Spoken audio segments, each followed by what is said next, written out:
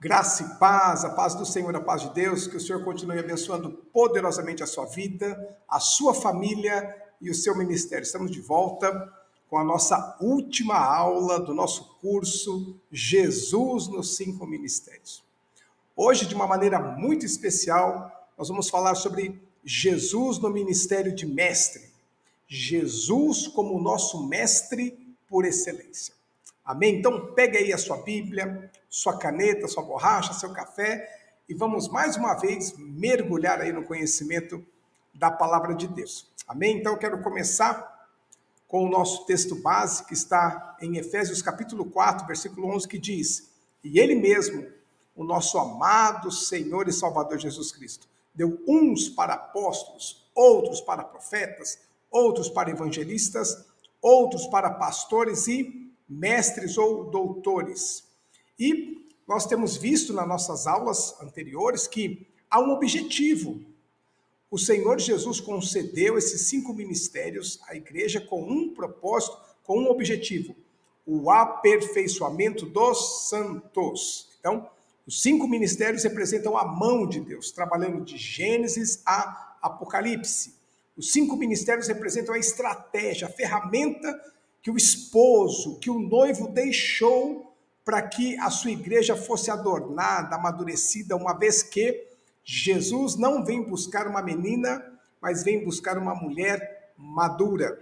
Amém? Então, veja, hoje nós vamos abordar então Jesus. Como é que Jesus se movia dentro desse ministério de mestre? Quais são os princípios que ele nos deixou? Seus ensinamentos. Eu quero abrir meu coração e dizer para você aqui que foi muito difícil. Foi muito difícil selecionar textos aqui para nós podermos fazer esta aula. Porque, assim como as demais aulas, as aulas anteriores, nós temos uma infinidade de textos, de exemplos, de princípios que nós poderíamos tratar.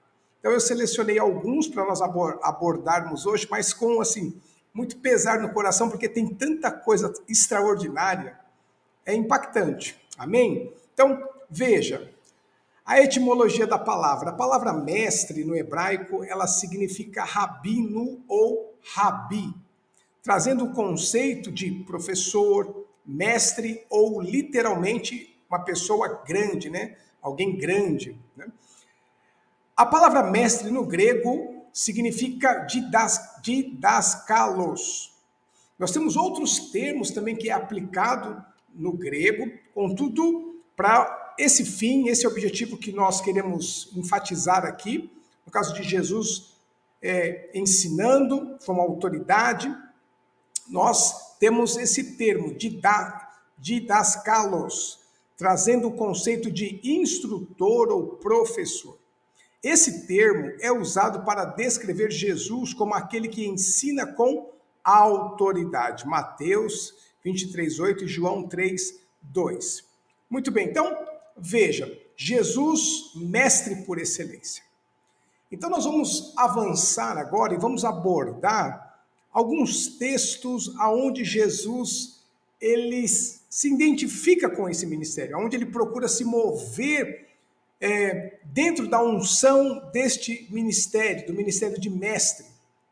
Quero abrir um parênteses aqui para dizer para você, só para recordar, Você se recorda comigo que o apóstolo, ele lança os fundamentos, não é isso? O apóstolo tem a unção do início, ele lança os fundamentos. O apóstolo, ele toca no mestre, ele toca no pastor, ele toca no evangelista, ele toca no profeta por baixo, não é isso?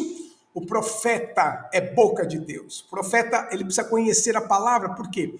Porque a sua profecia, ela não é individual, ela é uma profecia coletiva, ela é para um povo, ela é para uma geração, e ela tem como base a planta, o edifício, a construção original do Pai. Então, o profeta, ele não aceita as tradições, estão lembrados disso? Ele é boca de Deus, ele aponta o erro, essa parede não está na planta, tem que derrubar, Ele aponta o erro, mas mostra a solução em Deus. Depois nós temos o evangelista, é o maior de todos, por quê? Ele que sai, é ele que enche a igreja. Nós temos o pastor que tem a aliança, que leva o povo a ter um compromisso com o Senhor. E por último, nós temos o mestre, que limpa a orelha do povo com a palavra do Senhor. E é sobre este ministério que nós vamos falar hoje, tratar hoje, Jesus, o nosso mestre por excelência. Eu quero começar com você, então, falando algumas características desse ministério. Então, Jesus, o nosso mestre por excelência, ele ensinava com autoridade, Mateus capítulo 7, do 28 ao 29. Ele explicava as escrituras e trazia entendimento, Lucas 24, 27. Usava parábolas para facilitar a compreensão, Marcos capítulo 4, versículo 34. Formou discípulos, preparando-os para ensinar outros, Mateus 28, do 19 ao 20. Jesus e a sua mensagem. A sua mensagem, ela trazia clareza e profundidade. Ensinava de forma que as pessoas compreendiam a verdade. Número 2, a sua mensagem tinha uma base bíblica sólida. Trazia conhecimento e revelação das Escrituras. Em terceiro lugar, a sua mensagem trazia transformação de vida. Isso aqui é impactante, meus irmãos. Nós temos tantos testemunhos de pessoas que têm a sua vida transformada pelo poder da palavra. Pelo poder da palavra. É extraordinário, é impactante. Né?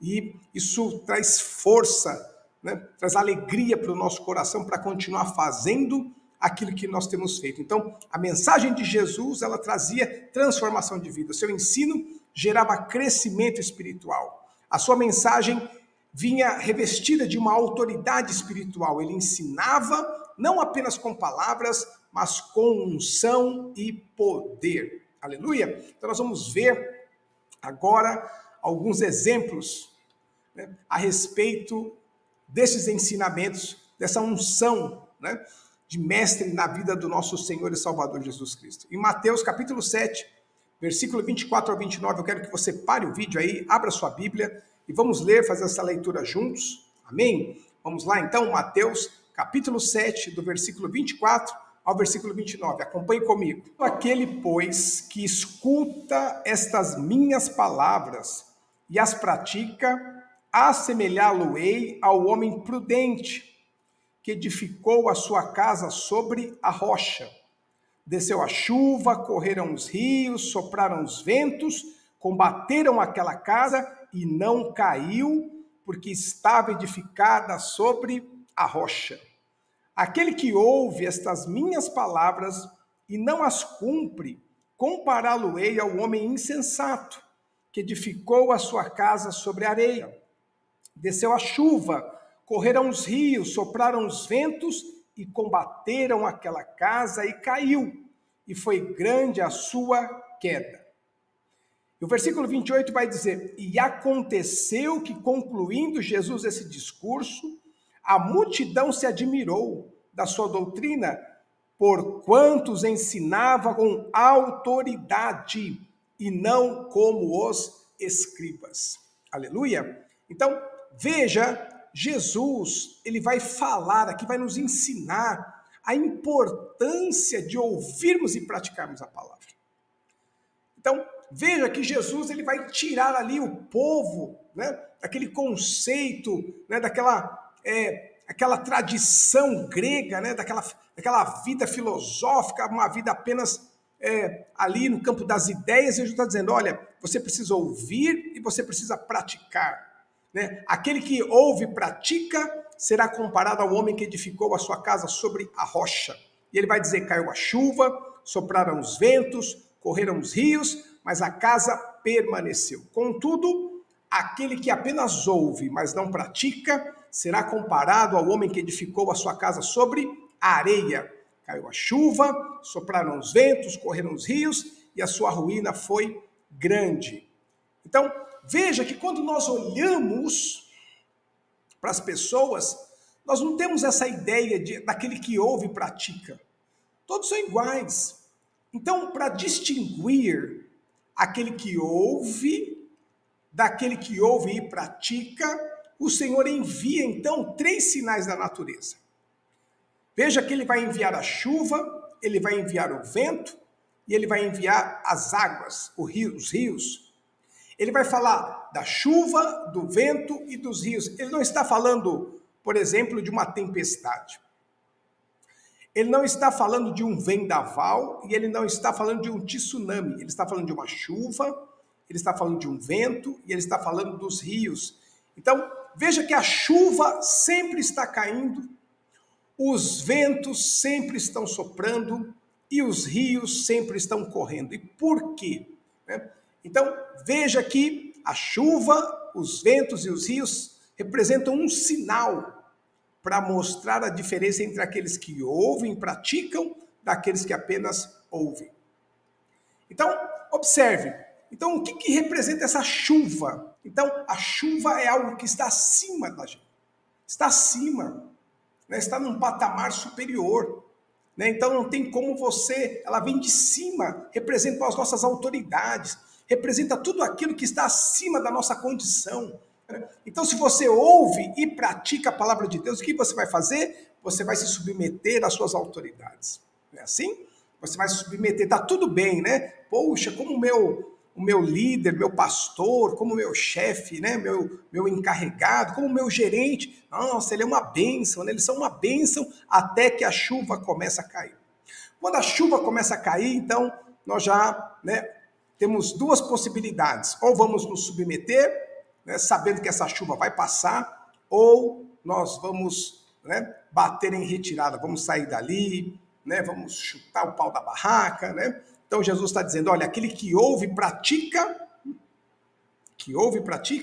será comparado àquele que edificou a sua casa sobre a rocha, quer dizer, sua casa não vai cair, né? Ah, estão puxando o teu tapete, não sei o que, tal, você vai dizer, não, a minha casa não está firmada sobre um tapete, eu não sou um Aladim, né? Não, a minha casa está firmada sobre a rocha. Se você ouve e pratica, você vai orar. Se você ouve e pratica, você vai perdoar. Se você ouve e pratica, você vai respirar fundo, vai contar até 10. Não é assim? Você vai ler a palavra, você vai se lembrar das promessas que Deus tem na sua vida. Agora, se você só apenas ouve e não pratica, então o velho Adão, o velho homem, vai assumir o papel e a casa vai cair literalmente. Amém? Então, está tudo bem até que a chuva caia, né? E aí ele vai falar, o segundo exemplo, ele diz assim, né? Aquele que edificou, aquele que ouve e pratica será comparado ao homem que edificou a sua casa sobre a rocha. Caiu a chuva, depois ele vai dizer, sopraram os ventos. Então está tudo bem, até que os ventos começam a soprar. O que representam os ventos? Os ventos, eles representam aquelas pessoas que estão no nosso nível, não é? Estão ali no nosso nível, são os nossos colegas de trabalho, são pessoas que trabalham conosco, que se relacionam conosco, né? Então, em determinados momentos, o vento começa a soprar, né? E as pessoas querem tirar. Esse vento vem para tentar tirar você da sua rota. Esse vento vem, dependendo para onde ele está soprando, ou ele vai tentar tirar você para a direita ou para a esquerda, ou vai fazer você retroceder, ou vai querer fazer você adiantar etapas, eu não sei, né? O vento sopra, e quando o vento começa a soprar, se você ouve e pratica a palavra de Deus, você vai orar, como nós falamos aqui, você vai perdoar, não é assim? Você vai ler a palavra, né? Você vai contar até 10, vai respirar fundo. Agora, se você somente ouve, meu amigo, aí quando o vento começa a soprar, né? Você já pede demissão, você já entra em atrito, porque você diz, não, está me perseguindo, o que é isso? É quem você pensa que você é e tal, né? Então, veja, aquele que ouve e pratica, Jesus está dizendo. E por último, ele vai falar dos rios, né? E correram os rios, então os rios sempre estão correndo. O que representam os rios? Os rios representam tudo aquilo que está debaixo dos nossos pés, né? Aquilo que nós temos autoridade, são seus liderados, são as pessoas que você exerce autoridade, são seus filhos, são seus discípulos, né? São as suas ovelhas. Então, de repente, você está chegando ali naquele determinado lugar, e aí, quando você vai abrir a porta, você ouve uma conversa, né? E eles estão falando de você, estão falando do seu nome, estão falando mal, né? Se você somente ouve e não pratica, você vai entrar, já vai fazer todo aquele... Mas se você ouve e pratica, você vai sair, né?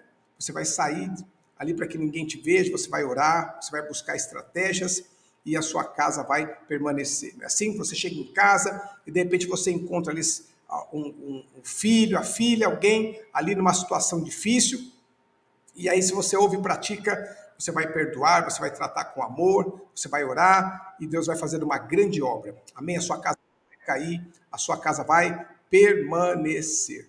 veja que Jesus está nos mostrando que a chuva sempre vai cair, os ventos sempre vão soprar e os rios sempre vão correr para revelar, para mostrar aqueles que ouvem e praticam daqueles que simplesmente ouvem.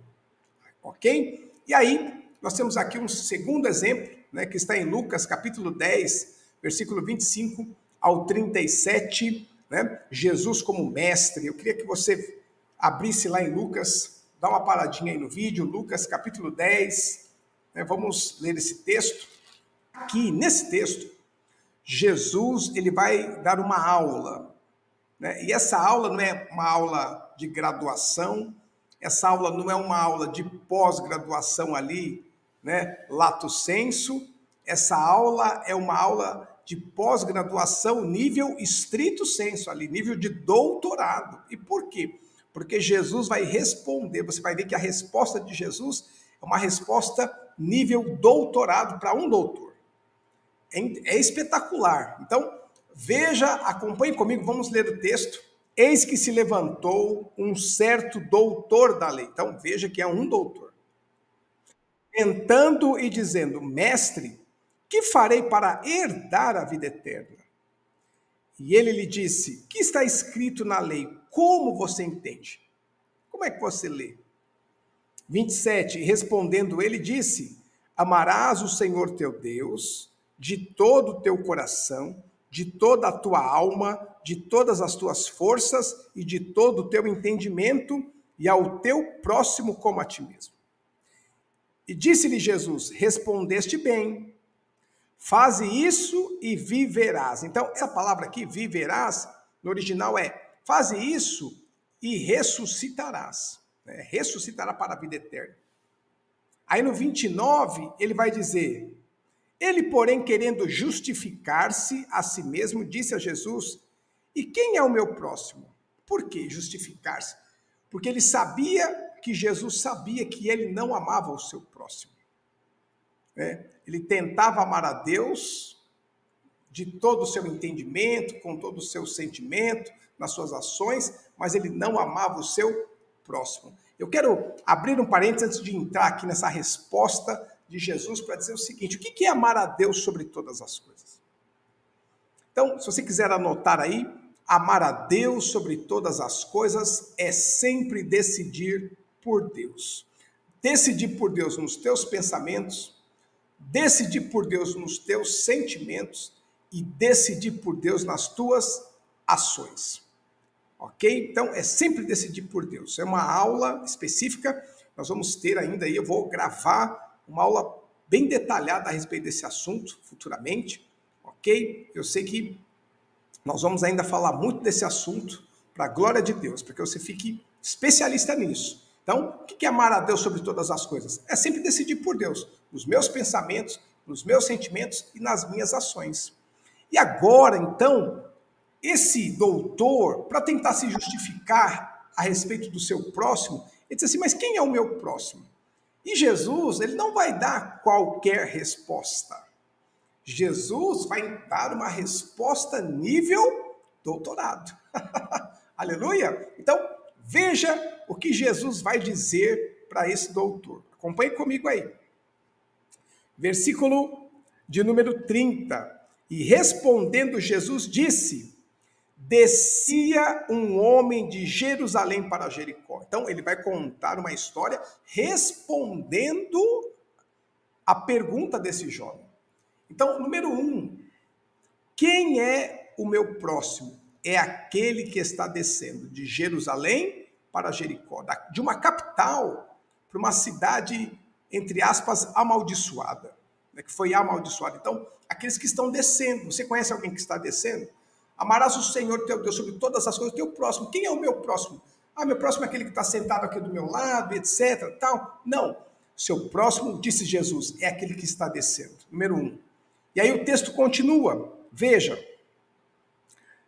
Descia um homem de Jerusalém para Jericó, vírgula, e caiu nas mãos dos salteadores, quer dizer, dos bandidos. Você conhece alguém que está nas mãos de bandidos? Então, esse é o seu próximo, em segundo lugar. Aí ele continua. Os quais o despojaram. Então, em terceiro lugar, você conhece alguém que está sendo despojado, que está sendo roubado, que está perdendo tudo? Você conhece pessoas que estão perdendo, não só coisas, objetos, mas estão perdendo família, estão perdendo o respeito, estão perdendo sua profissão? Você conhece pessoas que estão sendo despojadas? Essa ou esse é o seu próximo. E aí ele continua dizendo, espancando, olha aí, se retiraram. Então, você conhece alguém que está sendo espancado ou espancada, não somente fisicamente, mas pode ser com a língua, né, que está sendo caluniado. Você conhece alguém nessa situação? É o seu próximo, esse é o seu próximo. E ele termina dizendo o seguinte, e deixando meio morto. Meio morto. Então, você conhece alguém que está meio morto, quase morto?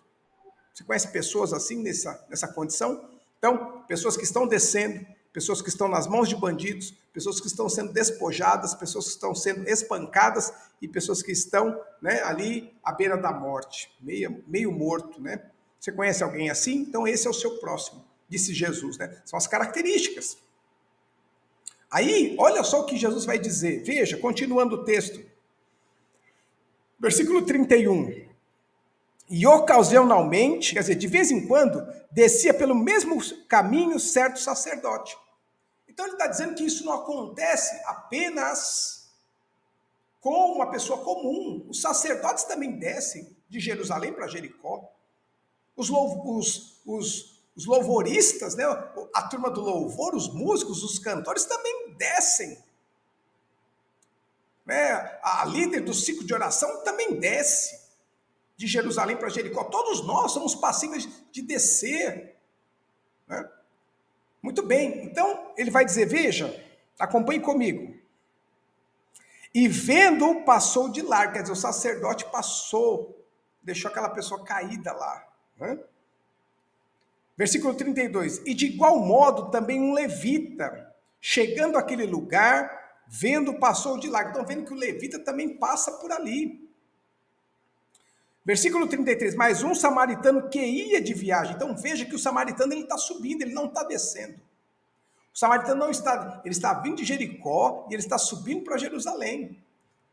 33, mais um samaritano que ia de viagem chegou ao pé dele e vendo, moveu-se de íntima compaixão. Então veja que ele não teve dó. Eu volto a repetir aqui, já disse nas nossas aulas passadas, estou repetindo nessa aula. Se você quer experimentar os milagres de Deus, se você quer ser usado, você quer ser usada pelo Espírito Santo, você precisa desenvolver esse sentimento de compaixão, não é dó. É compaixão. É a compaixão, é você se colocar no lugar daquela pessoa, é você olhar para as pessoas, você tentar se colocar no lugar daquelas pessoas, sentir a dor daquela pessoa, né? Tentar enxergar, né, ali aquele cenário com os olhos daquela pessoa, isso é compaixão. Compaixão.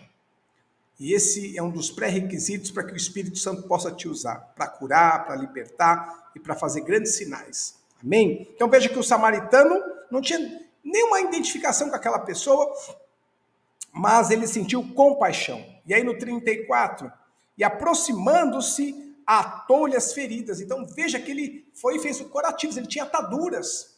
O samaritano tinha ataduras, atou as feridas. Número 1. Depois, aplicando-lhe azeite e vinho. Então, aplicou azeite e aplicou vinho naquele homem. E pondo sobre a sua cavalgadura, levou para uma estalagem e cuidou dele. Então, veja que ele tinha atadura, ele tinha azeite, ele tinha vinho, ele tinha carro também. Né? Ele tinha um veículo naquela época. Mas veja que não para por aí. No versículo 35 vai dizer, e partindo no outro dia, tirou 2 dinheiros, deu ao hospedeiro e disse, cuida dele. E tudo que demais gastar, eu te pagarei quando voltar. Então, veja que ele também tinha crédito. Olha só que coisa tremenda. Ele tinha atadura, ele tinha azeite, ele tinha vinho, ele tinha carro e ele tinha crédito no comércio. 5 coisas. Veja que o levita e o sacerdote passaram longe, aqueles que Deus levantou, estabeleceu para revelar sua verdade, para revelar sua compaixão, aqueles que os guardiões da palavra, aqueles que Deus levantou, né, para cuidar do templo, eles passaram de longe. Agora, o que me chama a atenção, veja, é que no templo, tanto levita quanto sacerdote tinham ataduras. No templo, tanto levita quanto sacerdote tinham azeite. No templo, tanto levita como sacerdote tinham vinho. No templo, tanto levita quanto sacerdote tinham crédito, né, junto das pessoas, mas fora eles passaram de longe. Então, veja que Jesus está nos ensinando como mestre, ele está nos dizendo, olha, veja que o seu vinho, a sua alegria não pode ser só no templo, a sua alegria precisa estar com você 24 horas, a alegria do Espírito Santo. Você não pode ser uma pessoa que sorri só no culto, só no templo lá. Quando chega em casa, quando está no seu particular, você é bravo, ignorante, fechado. Não. Né? Ele está dizendo, olha, o azeite, a unção, não pode ser só no culto, só no templo, que você levanta a mão, que você fala língua estranha e tal, que você ora. Não, esse azeite, ele tem que correr, né, sobre a sua cabeça 24 horas por dia, na sua casa, no seu trabalho, aonde quer que você esteja. Não é só no templo que você vai orar pelas pessoas e perguntar como elas estão e tal. Não, você tem que ter ataduras 24 horas por dia. Aleluia! E aonde você estiver, tenha crédito, né? Que você possa ter um bom nome, que você, sabe, você possa ter crédito, né? Que seja respeitado na sua sociedade. São coisas extraordinárias que Jesus, como mestre, está nos ensinando aqui, né? Então, observe que ele vai dar uma aula para esse doutor, né? Ele vai dar uma aula. Aí, veja, ele vai no 36, ele vai dizer: qual, pois, desses três te parece que foi o próximo daquele que caiu nas mãos dos salteadores? E ele disse: o que usou de misericórdia para com ele. Disse, pois, Jesus: vai e faz a mesma maneira. Faz da mesma maneira. Que aula, hein? Que aula! Que aula! Aleluia! Que aula que Jesus ministrou para esse doutor, né? Extraordinária. E, em terceiro lugar, avançando aqui com você, nós temos João capítulo 13, nós vamos ler do versículo 1 ao versículo de número 15, dá uma paradinha aí no seu vídeo e abra lá em João, diz assim a pura, santa e perfeita palavra do Senhor. Ora, antes da festa da Páscoa, sabendo Jesus que já era chegada a sua hora de passar deste mundo para o Pai, como havia amado os seus que estavam no mundo, amou-os até o fim. E acabada a ceia, tendo já o diabo posto no coração de Judas Iscariotes, filho de Simão, que o traísse, Jesus, sabendo que o Pai tinha depositado nas suas mãos todas as coisas e que havia saído de Deus e que retornaria para Deus, levantou-se da ceia, tirou as suas vestes e, tomando uma toalha, cingiu-se. Depois, pôs água numa bacia e começou a lavar os pés aos discípulos e enxugava-lhe com a toalha com que estava cingido. Aproximou-se, pois, Simão, Pedro, e lhe disse: Senhor, tu lavas-me os pés a mim? E respondeu Jesus e disse-lhe: o que eu faço não sabes tu agora, mas tu saberás depois. E disse-lhe Pedro: nunca me lavará os pés. E respondeu-lhe Jesus: se eu não lavar, não tens parte comigo. Disse-lhe Simão Pedro: Senhor, não só os meus pés, mas também a mão e a cabeça. E disse-lhe Jesus: aquele que está lavado não necessita de lavar senão o pé, pois no mais tudo está limpo. Ora, vós estáis limpos, mas não todos, porque bem sabia que ele quem o havia de trair, por isso disse: nem todos estáis limpos. Depois que lhes lavou os pés, tomou as suas vestes, se assentou outra vez à mesa e disse-lhes: entendeis o que eu vos tenho feito? Vós me chamais mestre e senhor, e dizeis bem, porque eu o sou. Ora, se eu, senhor e mestre, vos lavei os pés, vós deveis também lavar os pés uns aos outros. Porque eu vos dei o exemplo, para que, como eu fiz, façais vós também. Aleluia! Glória a Deus! Que mensagem extraordinária! Que mensagem? Eu gosto de dizer a mensagem da toalha. A mensagem da toalha. Esse é o evangelho que Jesus veio nos trazer, o evangelho da toalha. Né? Eu quero, então, recordar o texto com você. A Bíblia vai dizer que Jesus, ele se levantou da ceia. O que é se levantar da ceia? Em primeiro lugar, ele saiu da sua glória. Ele saiu da sua glória. É um tipo da sua saída da sua glória. Aí a Bíblia diz que ele tirou a sua roupa e se vestiu com uma toalha. O que é tirar suas vestes? Ele se despiu do seu poder. Em Filipenses capítulo 2, o apóstolo Paulo vai dizer que, sendo na forma de Deus, não usurpou ser igual a Deus, antes aniquilou a si mesmo e, tomando a forma de homem, humilhou a si mesmo até a morte de cruz. Então ele tirou as suas vestes, né? Ele se despiu da sua glória. Quem está aí? Aí, em terceiro lugar, ele cingiu-se com uma toalha. Então, eu pergunto para você, a toalha é uma roupa permanente ou é uma roupa transitória? A toalha é uma roupa permanente ou transitória? Então, a toalha é uma roupa transitória.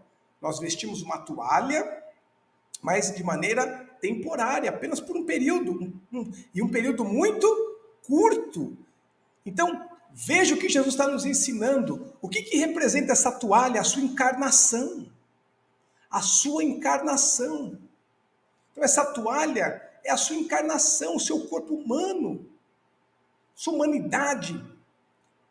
E aí o texto continua, e pegou e começou a lavar os pés dos seus discípulos com a água que representa a palavra. E por que os pés? Porque são os pés que tocam essa terra.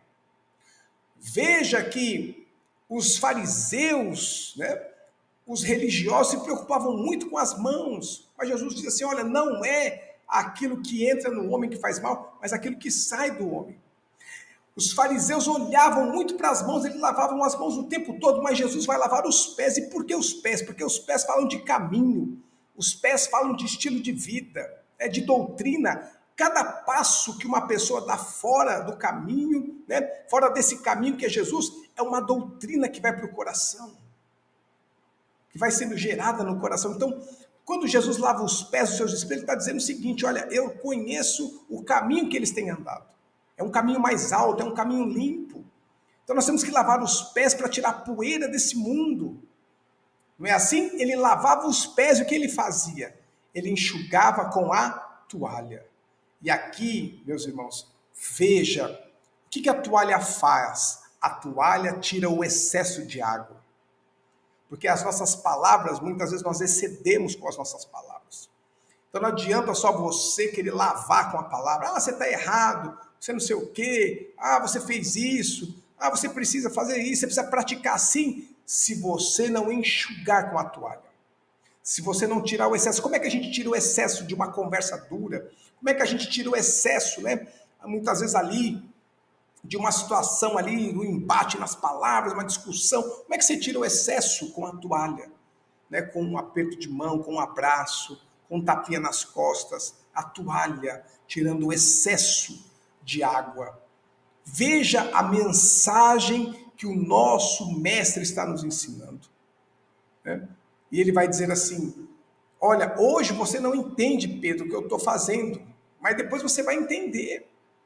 Porque nós somos os pés dele, a cabeça, ele é o cabeça. Está tudo limpo, só os pés que tocam esse chão que está sujo. Então, precisam ser lavados, precisa ser lavado com a água da palavra. Mas é tão tremendo que quando ele termina ali, ali de lavar os pés dos seus discípulos, ele tira aquela toalha, ele se veste novamente, quer dizer, se veste da sua glória, do seu poder, a sua ressurreição, e a Bíblia vai dizer que ele se assenta novamente à mesa, e em breve nós vamos estar com ele para todo sempre, né? Ele entra de novo na sua glória, aleluia, que mensagem extraordinária, que mensagem fantástica do nosso mestre por excelência, Senhor Jesus Cristo. Eu quero avançar e terminar essa aula com o nosso texto base que diz, e ele mesmo deu uns para apóstolos. Ele quem? O nosso Senhor e Salvador Jesus Cristo. Outros para profetas, outros para evangelistas, outros para pastores e mestres ou doutores. Amém? E o texto avança, querendo o aperfeiçoamento dos santos. Depois ele vai dizer por que os santos precisam ser aperfeiçoados. Aí ele vai falar uma série de coisas para a obra do ministério, né? Assim, para a unidade do corpo de Cristo, para a edificação do corpo, né? Para que todos tenham uma só fé. Então ele vai ali dando os motivos pelos quais os santos precisam ser aperfeiçoados. Mas como é que os santos são aperfeiçoados? Através dos 5 ministérios.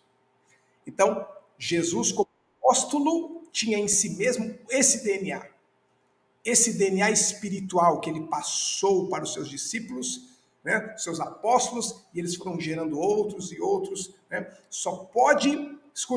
Nós só podemos gerar segundo a nossa espécie.